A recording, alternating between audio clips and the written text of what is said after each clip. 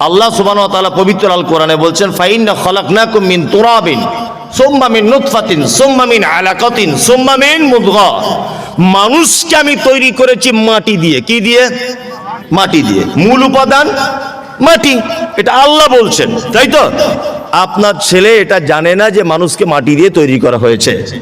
আপনার বেটা স্কুলে গেল, স্কুলে গিয়ে চার্লস ডারউইনের থিওরি, বানর থেকে মানুষ তৈরি করা হয়েছে। আপনার বেটা এটা স্কুলে শিখলো যে চার্লস ডারউইনের থিওরি, যে বানর থেকে মানুষ হয়েছে। আপনার বেটা যদি এটা 30 বছর বয়স পর্যন্ত জেনে থাকে বা বুঝে থাকে যে বানর থেকে মানুষ হয়েছে, আর কোরআন বলছে মাটি থেকে মানুষকে সৃষ্টি করা হয়েছে, 30 বছর পর্যন্ত যদি আপনার বেটা মাটি থেকে তৈরি করা হয়েছে এটা যদি তার জানা না থাকে, এবার আপনি বলুন তো আপনার বেটার ঈমান থাকবে না যাবে? যাবে। আর আমি এখনো পর্যন্ত মানে মনে মনে ভাবি আর কি, যে স্কুলে মাস্টার এসবগুলো পড়ায় কেমন করে? সামান্য ন্যূনতম জ্ঞানটুকু তো থাকা দরকার। হেডমাস্টারের ঘরে দেখবেন ক্যালেন্ডার টাঙানো আছে, ক্যালেন্ডারে ঠিক এইভাবে ছবি দেওয়া আছে, একজনে এরকম করে আছে, তারপরে একজন এরকম, তারপরে এক গড়িয়াল, তারপরে বানরের মতো দেখতে, তারপরে আরেকটু একজন হাফ প্যান্ট পরা, তারপরে একজন ফুল মানুষ। মানে বিবর্তন হতে হতে হতে হতে হতে মানুষ হয়েছে, এটা বোঝানো হচ্ছে ক্যালেন্ডারে, থাকে না? হ্যাঁ, ডাক্তারবাবু যাবেন চেম্বারে, গিয়ে দেখবেন ওই ক্যালেন্ডার আছে, থাকে না? থাকে। তা আমি এগুলো আশ্চর্য হই যে এগুলো এখনো পর্যন্ত পড়ায়। 2024 সালে বিজ্ঞানের যুগে সব পড়ানো যায়? কি করে মানুষ এগুলো পড়ায়? যিনি পড়াচ্ছেন ওনার কি একটু বুদ্ধি নাই? আই মমতাজুল ইসলাম, আপনাকে একটা কথা জিজ্ঞেস করছি, উত্তর দেবেন তা বুঝে শুনে। আপনার বাড়িতে একটা দেশি গরু আছে, আপনি যদি মনে করেন যে দেশি গরুর পেট থেকে আমি একটা জার্সি গরুর বাছুর বার করব, এটা সম্ভব না অসম্ভব? বলছো অসম্ভব। সম্ভব? সম্ভব নয়? সম্ভব। ইনজেকশনের মাধ্যমে জার্সি গরুর যদি ইনজেকশন করা হয় তাহলে জার্সির বাছুর হবে না? হবে। এখন আমার মেয়েটা খুব কাঁদছিল, আমার মেয়ে বলছে আব্বা একটা হরিণের বাচ্চা কিনে এনে দাও না, যে হরিণ তো পাওয়া যাবে না। আমি গরুর ডাক্তারকে ফোন করে বললাম, ডাক্তারবাবু একটা হরিণের ইনজেকশন পুশ করে দিন না। আচ্ছা, হরিণের ইনজেকশন গরু দেওয়া হলো, বলুন তো হরিণের বাচ্চা হবে? কিয়ামত পর্যন্ত সম্ভব না। আপনি অস্ট্রেলিয়ান গরু চান, ওর পেটে সম্ভব। আপনি আমেরিকান গরু চান, ওর পেটে সম্ভব। আপনি জার্সি গরু চান, ওর পেটে সম্ভব। আপনি বাংলাদেশি গরু চান, ওর পেটে সম্ভব। এক কথাতে ওর পেটে যা পার্টস, যা মেশিন পত্র, গরু হওয়াই সম্ভব, ওর পেট থেকে হরিণের বাচ্চা সম্ভব নয়। চার্লস ডারউইনের থিওরির উপরে আমার এইটা মন্তব্য, সেটা হচ্ছে এই, বানর থেকে পরিবর্তন হতে হতে যখন মানুষ হয়েছে, আপনার কাছে আমার দুটো প্রশ্ন। তাহলে এখনকার সুন্দরবনের কিছু বানরের আর মানুষ হয় না কেন? এখনো তো কিছু হওয়ার দরকার ছিল, ছিল না? নাম্বার 2, বানর একটা ভিন্ন প্রাণী। বানর কথা বলতে পারে, সে হয়তো কথা বলে তার ভাষাতে তার অন্য সহকারীর সঙ্গে, তাই না? মানুষের মতো তার কথা আছে? নাই। তাহলে মানুষ একটা ভিন্ন প্রাণী, ওইটার থেকে বিবর্তন হয়ে কি করে মানুষ হলো? এটা যুক্তিতেও ভুল। যুক্তি তো ভুল নয়, যুক্তিতেও ভুল। কি আশ্চর্য ব্যাপার! এটা কেমন করে হয়? ওই জন্য আপনাকে বলবো, আপনার বেটা যদি জানে মাটি থেকে তৈরি, আর আপনার বেটা এটাও জানো চার্লস ডারউইনের থিওরি বানর থেকে তৈরি। কোরআন বলেছে ওর নাম হচ্ছে মারিয়াম, স্কুলে বলা হচ্ছে ওর নাম ম্যারি। কোরআন বলছে ওর জন্ম হয়েছে বাইতুল্লাহাম, আর স্কুলে পড়ানো হচ্ছে ওর জন্ম হয়েছে বেতেলহেম। কোরআন বলছে ওর নাম ঈসা আলাইহিস সালাম, স্কুলে পড়ানো হচ্ছে ওর নাম যিশু। আমার বক্তব্য হচ্ছে এটা, আপনার বেটা ওর নাম যিশু এটা যেমন জানবে, ওর অরিজিনাল নাম ঈসা এটা তেমন জানবে। আপনার বেটা এটা যেমন জানবে চার্লস ডারউইনের থিওরি বানর থেকে মানুষ, আপনার বেটা যাতে এটাও জানে যে পবিত্র আল কোরআনের কথা হচ্ছে মাটি থেকে মানুষ। আপনার বেটা এটা যেমন জানবে তার মায়ের নাম ম্যারি, আপনার বেটা যেন এটাও জানে তার অরিজিনাল মায়ের নাম হচ্ছে মারিয়াম। দুটোই আপনার বেটার ভিতরে থাক। যদি এককভাবে যদি আপনি শুধুমাত্র দুনিয়াবী শিক্ষা নিয়ে যদি বেঁচে থাকতে চান, তাহলে আপনার বেটা দেখবেন 30 বছর বয়সে বেঈমান হয়ে গেছে, ওর আর ঈমান থাকবে না। থাকবে? আর একটা মাঝখানে কথা বলি, মুহাম্মদ সাল্লাল্লাহু আলাইহি ওয়াসাল্লাম বলেছেন দিনের শিক্ষা অর্জন করা ফরজ, তাই তো? অন্য কোনো শিক্ষা অর্জন করা যাবে না এরকম কোনো কথা আছে? না। আপনার ছেলে ব্যারিস্টার হোক, আপনার ছেলে মাস্টার হোক, আপনার ছেলে ইঞ্জিনিয়ার হোক, আপনার ছেলে উকিল হোক, আপনার ছেলে আইসি হোক, আপনার ছেলে বিডিও হোক, কোনো সমস্যা নেই, কিন্তু বিডিও হওয়ার পরে যেন এতটুকু নলেজ আপনার বেটার থাকে যে অপরের মাল আত্মসাৎ করলে কাবিরা পাপ হয়। কি বলছি বুঝতে পারছেন? আপনার ছেলে থানার বড়বাবু হোক, তার ভিতরে এতটুকু জ্ঞান যেন থাকে যে নিরপরাধ মানুষকে লকাবে ভরে দেওয়া এটা বড় পাপ। এতটুকু জ্ঞান আপনার ভিতরে যেন আপনার বেটার ভিতরে থাকে। দিনের শিক্ষা অর্জন করা ফরজ মানে আমি এটা বলিনি যে আপনার বেটাকে ধরে মাদ্রাসায় ভর্তি করুন আর 15 বছর পরে বড় একটা পাগড়ি দিয়ে বাড়ি পাঠিয়ে দেবে, এটা মনে হয় ফরজ কাজ চলে এলো না।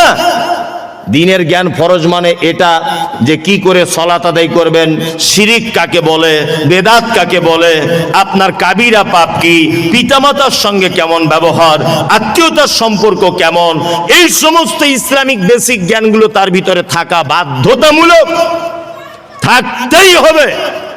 তাছাড়া আপনার বেটার ঈমান থাকতে পারে না। এবার একটা কথা আপনাকে বলে দিই, সেটা হচ্ছে এই, আচ্ছা বর্তমানে আমরা কোন শিক্ষার প্রতি বেশি লোভ আমাদের?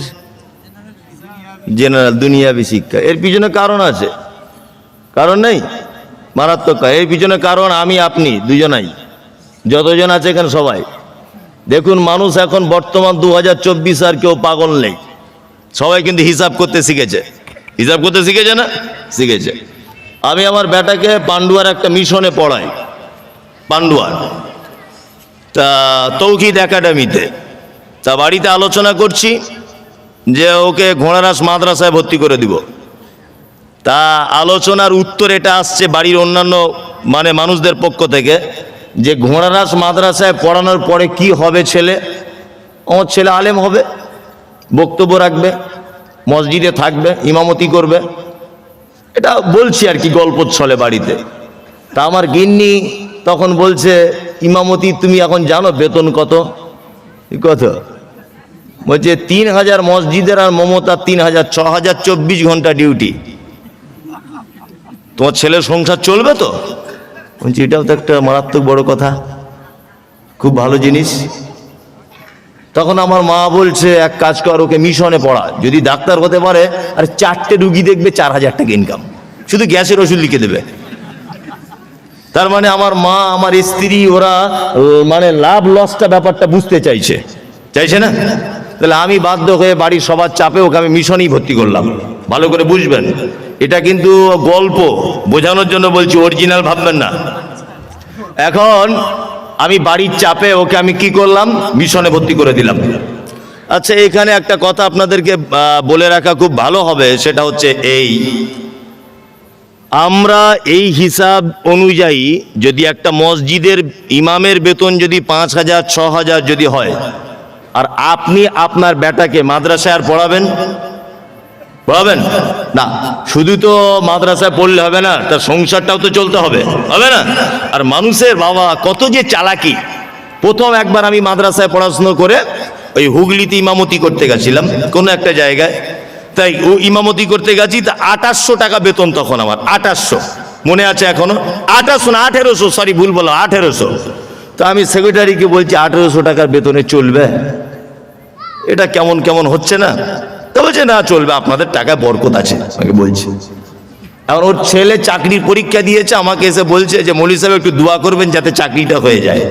তা আমি ওর মুখের উপরে বলে দিয়েছি, আমার তো ঠোঁট কাটা, মুখের উপরে বলে দিয়েছি আল্লাহ আপনার বেটার চাকরি দিক, তবে বেতন যেন আমার মতো হয়। তখন সেক্রেটারি বলছে এটা কেমন দোয়া করলেন? আপনার মতো বেতন হলে কি আর সংসার চলবে? আমার চলে কি করে?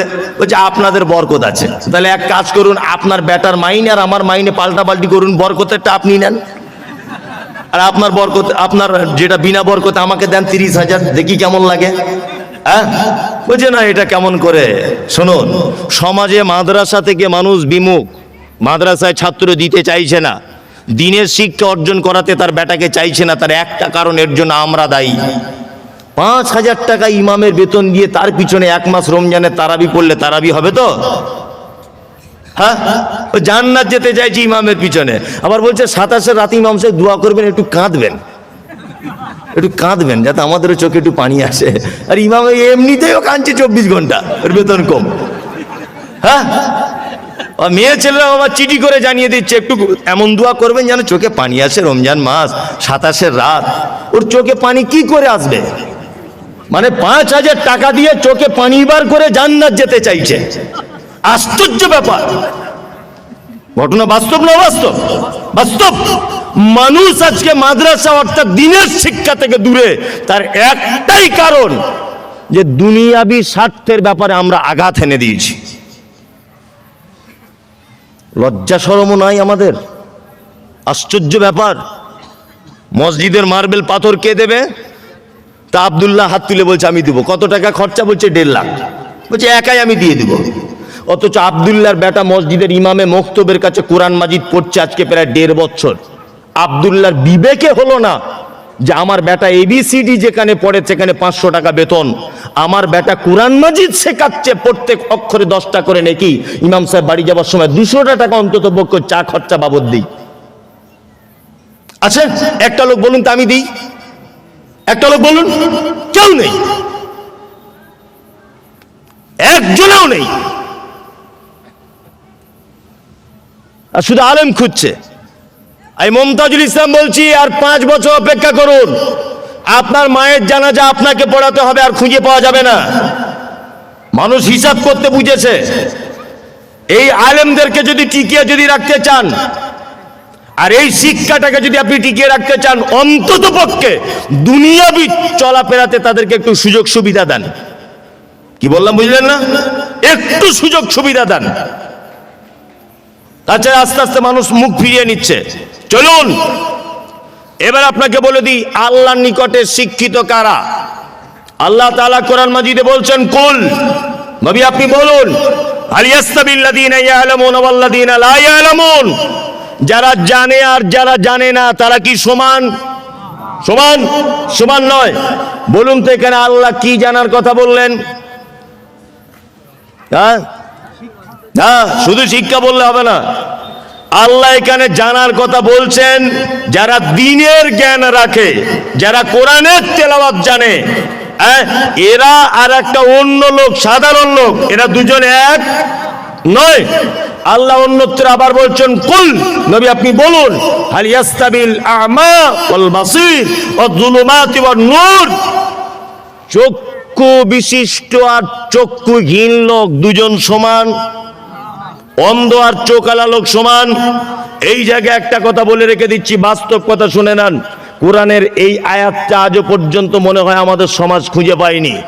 কোরআনের আয়াত ভিতরেই আছে, কোরআনের খুঁজে পাওয়া মনে হয় যায়নি। তা আমি আপনাকে বলে দিচ্ছি, ভালো করে শুনে নেন আয়াতটার কত তাৎপর্যপূর্ণ কথার ভিতরে আল্লাহ বলছেন। আল্লাহ বলছেন যাদের ভিতরে দ্বীনের জ্ঞান নেই এরা কি? অন্ধ, তাই না? আচ্ছা বলুন তো, সারা পশ্চিম বাংলায় মিশন, যারা মিশনের ব্যবসা করছে, মিশন স্কুল যারা পড়াশোনা মিশনের যারা কাজ করছে, এই বেড়াচাপা এলাকায় তো প্রচুর মিশন আছে, আছে না? আজকে দেখবেন আজকে 1 তলা, আগামী বছর গিয়ে দেখবেন 2 তলা। আজকে ছিল অ্যাডমিশন ফি 20,000, আগামী বছরে দেখবেন অ্যাডমিশন ফি 50,000। তবুও ছাত্র নিতে পারছে না, তাই না? আর আমাদের মাদ্রাসাগুলো সারা পশ্চিম বাংলা তাকিয়ে দেখুন তো, গরুর গাড়ির মতো ধিক ধিক ধিক করে চলছে। আর শুধু বলছে ওগো আল্লাহ দয়াময় দয়ারি সাগর, 50 টাকা দান দিল জান্নাত পাঠিয়ে দাও, এই করছে। আর সারাদিন অটো মাইক নিয়ে ঘুরছে, বুঝছে না? আর মিশনে এত পড়াচ্ছে কেন ছেলে পিলে? অনেক কারণ আছে। এতে আমাদের 100% দোষ। কবে বুঝবেন এগুলো? আচ্ছা মিশন যারা পরিচালনা করে তারা শিক্ষিত লোক না অশিক্ষিত লোক? কোন শিক্ষিত? যে শিক্ষিত, তাই না? শিক্ষিত মানুষ ওই একটা মিশন করেছে, ও ওই শিক্ষক কিভাবে ডেভেলপ করা যায় এই সম্পর্কে তার জ্ঞান আছে, তাই না? আর আমাদের মাদ্রাসাগুলোর অধিকাংশ কমিটিতে যারা থাকে এরা আলেম হাদিস কোরআন সম্পর্কে কিচ্ছু জানে না।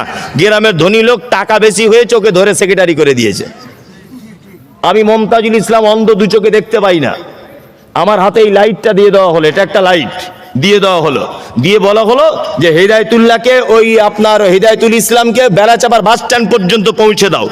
আচ্ছা বলুন তো, আমি অন্ধ লোক, আমি লাইটলি ওকে বেড়াচাপার বাস স্ট্যান্ড পর্যন্ত পৌঁছাতে পারবো? পারবো না, তাই না? আমি তো নিজে অন্ধ, আমি তো চোখে দেখতে পাই না। তার মানে আমার কাছে আলোর কোনো দাম আছে? দাম নাই।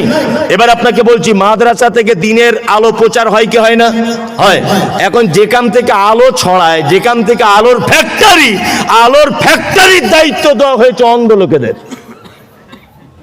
সমাজ পরিবর্তন হবে? এখান থেকে কিছু আশা করা যাবে না। প্রত্যেক মাদ্রাসা তার একটা জ্বলন্ত প্রমাণ আপনাকে দিয়ে যাচ্ছি, শুনে রেখে দেন। উত্তর 24 পরগনায় অনেক মাদ্রাসা আছে, আছে না? উত্তর 24 পরগনার বাইরে অনেক মাদ্রাসা আছে, আছে না? আছে। যে মাদ্রাসা আলেম দ্বারা পরিচালিত না হবে, সে মাদ্রাসা কখনোই ডেভেলপ হতে পারে না। তার একটা জ্বলন্ত প্রমাণ আপনারা জানেন, এতদিন পর্যন্ত ঘোড়ারাস মাদ্রাসা ছিল, ধুক ধুক ধুক, 3টে রুম করে বসেছিল, 3টে রুম আর 12 জন ছাত্র। এতদিন সাধারণ মানুষ চালাচ্ছিল, এখন চালায় কে? আব্দুল হামিদ ফাইজি, তাই না? এখন মাদ্রাসা সারা পশ্চিম বাংলার ভিতরে মানে 10টা মাদ্রাসা থাকলে একটা সালাফিয়া ঘোড়ারাস, তাই না? পাশে তো আরো মাদ্রাসা আছে, আমি কারোর নাম বলছি না, পাশে আরো মাদ্রাসা আছে না? মাদ্রাসা ডেভেলপ হচ্ছে না, দিন দিন ছোট হচ্ছে। কোনটা ছোট হচ্ছে? কারণ অশিক্ষিত গেওয়ার লোককে দিয়ে মাদ্রাসা পরিচালনা করা হচ্ছে। তাই কি বলছি বুঝতে পারছেন? ওই জন্য আপনাকে বলছে, আল্লাহর ভাষা যে কোরআনের জ্ঞান যার ভিতরে নেই, সে অন্ধ। অন্ধ মানুষের দ্বারায় বৃহত্তম কোনো কাজ কখনোই সম্ভব নয়। ওই জন্য আমি তো বলি, মাদ্রাসা মসজিদের যারা দায়িত্বে থাকবে তারা যেন আলেম হয়। অন্তত পক্ষে আলেম বলতে দ্বীনের জ্ঞান যেন তাদের ভিতরে একটু আধটু থাকে। কি বললাম বুঝলেন? আর আপনাকেও বলছি, আপনি সব জায়গায় দায়িত্ব নিতে যান কেন? আপনারও তো নিজের জ্ঞান বুদ্ধি থাকা দরকার, যে বাবা আমি এই লাইনের লোক নয়, আমি কেন এই লাইনে যাব? কি বলছি বুঝতে পারছেন না? আল্লাহ তুমি আমাদের সঠিক বোঝার তৌফিক দান করো, আমিন। চলুন এবার আর একটা কথা বলি, শিক্ষিত মানুষের মর্যাদা কত? শিক্ষিত মানুষের মর্যাদা কত এটা বলে দিই? বলে দিই, সব সংক্ষিপ্ত। আমি অসুস্থ তো, ওই জন্য মানে যে বক্তব্য আমি রাখি সেটা রাখতে পারছি না আজকে, কারণ আমার বলতে খুব কষ্ট হচ্ছে। তারপরে বলবো শিক্ষিত মানুষের মর্যাদা কতটা। আচ্ছা বলুন, ইসলামে কুকুর লালন পালন করা বৈধ না অবৈধ? অবৈধ। আল্লাহ নবী সাল্লাল্লাহু আলাইহি ওয়াসাল্লামের হাদিস, কেউ যদি ইচ্ছাকৃত বাড়িতে যদি কুকুর লালন পালন করে, প্রত্যেক দিন সকালবেলা তার আমলনামা থেকে 2টো উহুদ পাহাড়ের সমান নেকিকে আল্লাহ সুবহানাহু ওয়া তাআলা মাইনাস করে দিবেন। কি বললাম বুঝলেন? কি করবে? মাইনাস, নেকি মাইনাস। এবার আপনার তোমরা হাসছো কেন? মজা লেগেছে খুব না? সব হাসছে ওরা বসে বসে, যুবক ছেলেগুলো। একদম হাসিও না, এদিকে বেরো, হাসলে তোমার বিয়ে পড়িয়ে দেবো। যেটা বলছি সেটা হচ্ছে যে শিক্ষিত মানুষের মর্যাদা কতটা আল্লাহ সুবহানাহু ওয়া তাআলার নিকটে। এই ব্যাপারে যেটা বলতে চাচ্ছিলাম সেটা হচ্ছে এই, কুকুর ইসলামে অবৈধ, কিন্তু প্রশিক্ষণ প্রাপ্ত কুকুর, যাকে ট্রেনিং দেওয়া হয়েছে, যাকে শিক্ষা দেওয়া হয়েছে, এটা বাড়ির মালিকের মুরগির বাচ্চা, আর এটা অন্যজনার বাড়ির মুরগির বাচ্চা।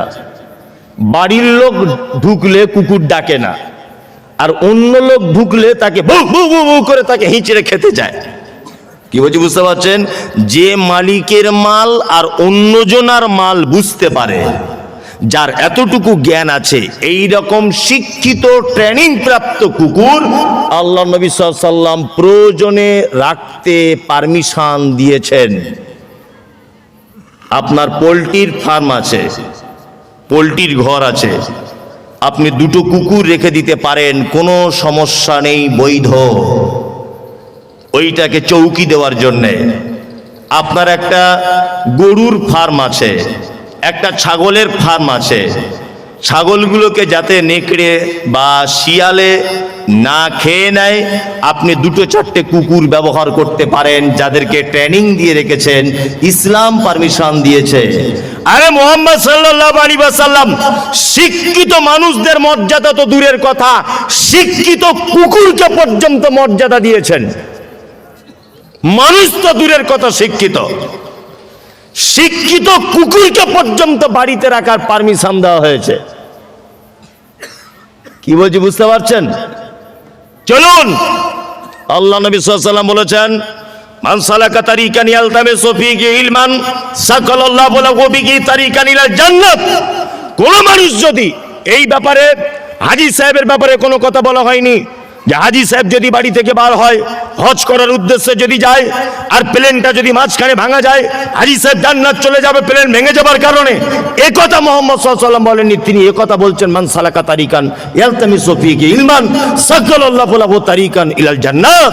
কোন মানুষ যদি দ্বীনের জ্ঞান অর্জন করার জন্য বাড়ি থেকে যদি বার হয়, রাস্তাতে যদি অ্যাক্সিডেন্টে মারা যায়, হোঁচট খেয়ে যদি মারা যায়, লোকটা যদি যে কোনো প্রকারে যদি লোকটা যদি মারা যায়, আল্লাহ নবী সাল্লাল্লাহু আলাইহি ওয়াসাল্লাম বলছেন হাত্তা ইয়ারজা, যতক্ষণ না লোকটা তার বাড়িতে প্রবেশ না করে আবার ঘুরে এসে এর মাঝখানে যদি তার মৃত্যুবরণ হয়, বিশ্ব নবী বলছেন তার লোকাল মৃত্যু হবে না, ফাহুয়া ফি সাবিলিল্লাহ, সে শহীদের দরজা পেয়ে যাবে।